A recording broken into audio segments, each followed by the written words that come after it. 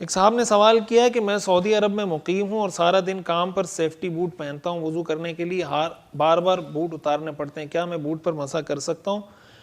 اوپر سے ہی؟ اور دوسرا یہ کہ اگر باوضو ہوں تو بوٹ پہن کر ہی نماز پڑھ لوں جلدی کی وجہ سے؟ دیکھیں، اگر آپ مسح کرنا چاہتے ہیں نا تو فقہاء نے مسح کے لیے کچھ شرائط ذکر کی ہیں کہ کن موضوعوں پر مسح کیا جا سکتا ہے۔ ان میں سے پہلی شرط یہ ہے کہ وہ اتنے موٹے ہوں کہ ان میں کم از کم 3 میل مسلسل پیدل چلنا ممکن ہو اور وہ پھٹے نہیں، پہلی بات۔ دوسری شرط یہ ہے کہ وہ اتنے موٹے یا اتنے مضبوط ہوں کہ وہ بغیر باندھے ہوئے پیروں پر اور اپنی جو انسان کے پاؤں پر وہ رک جائے، اس کو باندھنا نہ پڑے، دوسری شرط۔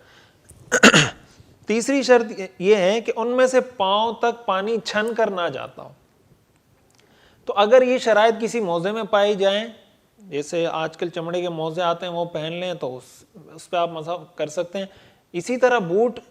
تو اگر آپ نے بوٹ پہنے ہیں اور مسح کی جو شرائط ہیں وہ آپ کو پتہ ہونی چاہیے کہ مسافر ہے تو وہ 3 دن 3 راتیں اور مقیم ہے تو وہ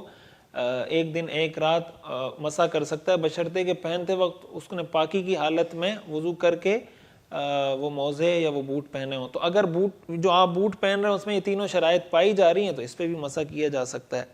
اور جتنے وقت کے لیے مسح کی اجازت ہے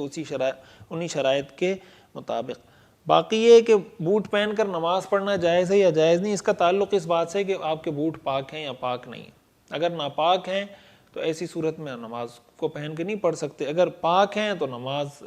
اس کے ساتھ بھی پڑھ سکتے ہیں، لیکن عام حالات میں بوٹ پہن کر نماز پڑھنے نہیں چاہیے، چپل پہن کر بوٹ پہن کر پاک ہونے کے باوجود بھی۔ مسجد میں اگر آپ جا رہے ہیں تو مسجد صاف ہوتی ہے، اس میں ٹائلیں لگی ہوئی ہیں، اس میں قالین بچھا ہوا ہے، تو اگر اور مسئلہ ہو نہ ہو مسجد تو گندی ہوگی نا، میلی ہوگی، تو اس لیے نہیں پہننے چاہیے۔ بہرحال اگر پاک ہیں، کسی نے پڑھ لی تو نماز ہو جائے گی۔